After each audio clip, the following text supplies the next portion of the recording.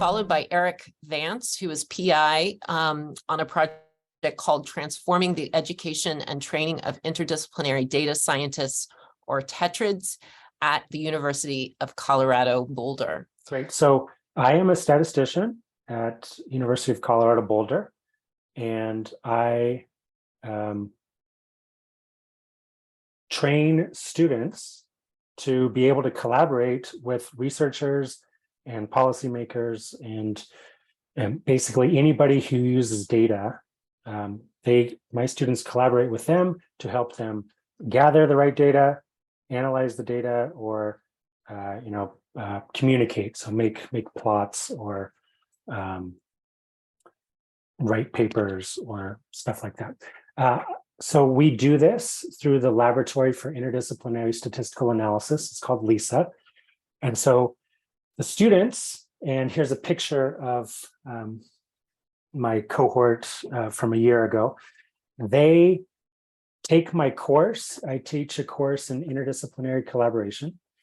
And through the course, they practice some of the skills that they read about and I teach. And then they actually collaborate on 3 real projects. So in pairs of students, these pairs of statistics and data science students collaborate with a domain expert from the university community. So maybe it's a graduate student in geosciences, or it's a faculty member in biology, or it's maybe a community member like the director of a local food bank, or somebody who's doing research at a local hospital.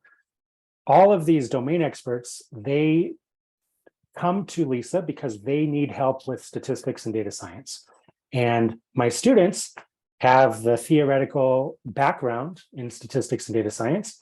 And so through LISA and through my course and this project to train interdisciplinary statisticians and data scientists, we match them, and the students learned the statistics and data science better by applying it. The domain expert gets that expertise that they need to advance their project.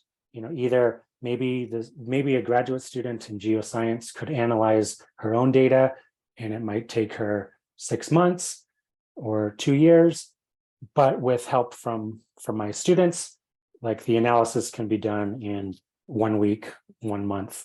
And then they're ready. They have time to kind of do the next step of what's some more advanced statistical methods. So this is LISA, and as I mentioned, there's like a kind of classroom component where the students learn specific skills for interdisciplinary collaboration, and then they apply that on these real projects. And so I've been the director of LISA at 2 different institutions for 15 years, and my students are always fantastic. They always, 95% of the time, they do a really great job. The domain expert gets the statistics that the domain expert needs, and everybody's happy. My students learn more statistics by applying it. The domain expert gets their research advanced quickly, or just to another level. And so, I talk about LISA broadly, widely, and people are skeptical. They're like, no, I don't believe you. Like, you have to have at least 5 years of experience doing consulting before you can be any good.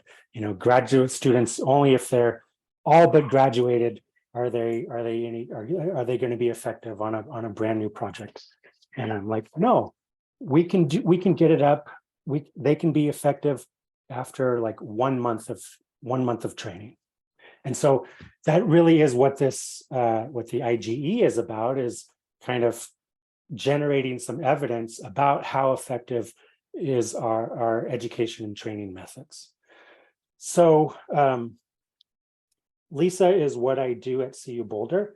And then I have a global network of 35 new stat labs that have been created since 2014 in developing countries. And so all of the things that we're kind of learning at CU Boulder, we're disseminating through the network, and what all of the other innovations throughout the network, we're kind of synthesizing them and bringing them back to Colorado. So I just kind of wanted to mention the LISA 2020. So specifically, what is it that we teach? How do we teach interdisciplinary collaboration? And so I have developed a framework that I think that there are 5 components of interdisciplinary collaboration.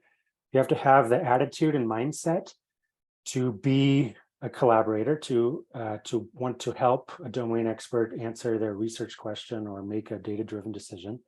There's a specific structure that I teach for students to basically structure their meetings with the domain experts. That helps take the pressure off of that complicated dance that is a meeting, and allows their brain to focus on the hard things, which would be the domain science question and the statistics and data science. The content of a collaboration, we have a specific process, similar to what Dee talked about, where I really want my students to understand the problem and really help define the problem first before moving into the quantitative analysis. And then actually, after they've done the quantitative analysis, they need to translate that back into the domain, basically what's the answer to the domain question. Communication, we have many different ways of communicating that we train our students. And then the relationship between the statistician and the domain expert is really important. And we have ways to practice that and to strengthen relationships. So this is a framework, and there's a citation at the end. And so this framework is what I teach through the class. And then the students, throughout the class, they practice this framework by collaborating on a real project with a real domain expert 3 times throughout the semester. So I wanted to focus on the first component, this attitude. So I actually think I've actually been convinced recently in the past 6 months that attitudes are skills. So the attitudes are ways of thinking. That's a skill. So a collaborative attitude really sets the foundation for effective collaboration. So one of the attitudes that I hope that my students adopt is that collaboration is important. That's kind of a given if they're in the course, and that it can be learned. And so they approach things with a growth mindset. They understand their own expertise, and they view the domain expert as an expert in their own domain. So there are several attitudes that I know for sure facilitate collaboration, and some other attitudes that I know detract, and then other ones that are not really kind of in the middle. So basically for my students, if they are as data scientists, the questions that I want them to answer, and to answer kind of in the affirmative, is do you want to collaborate to make a high impact? Do you want to collaborate well so that everybody benefits? And just getting them in this mindset helps with the collaboration. It's the first component of this ASKER framework. So my framework, the attitude, structure, content, communication, relationship, is called the ASKER framework. And a little bit more about the attitudes is that I just sort of break them into 3 different categories. There's attitudes like me, you, and we. So for my students, I hope that they adopt the attitude that they're excited to grow as a collaborative statistician and learn more statistics through the project, that they really treat the domain expert as an expert in her field. And then the we, it's together we can achieve more than either of us could alone. And so I have just one more slide just briefly to discuss about how I teach. So actually, these are, I guess, just references. So the way that I teach about attitudes is that there's sort of an inventory of maybe 20 attitudes that that are very common in statistics and data science collaboration, based on my experience. And then students kind of reflect. Do I adopt this attitude always? Sometimes never. And so they go through that, kind of think about it.